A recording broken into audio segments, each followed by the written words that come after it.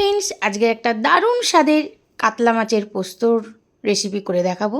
চলুন ভিডিওটা শুরু করা যাক। প্রথমে আমি মাছগুলোকে ভালোভাবে নুন হলুদ মাখিয়ে নিয়েছি। এবারে কড়াতে আমি তেল দিয়ে দিয়েছিলাম, তেলটা গরম হয়ে গেছে।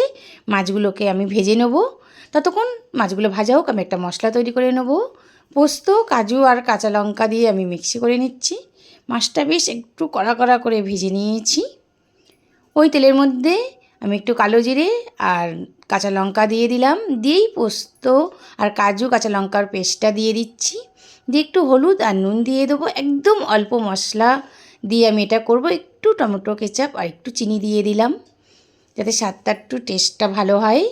দিয়ে বেশ কষে কষে এবারে আমি মাছগুলো দিয়ে দিলাম। মাছগুলো দিয়ে একটু নেড়ে চেড়ে নিচ্ছি, যাতে ভালোভাবে মশলার সাথে বেশ কষা হয়ে যায়। এবারে জল দিয়ে দিলাম।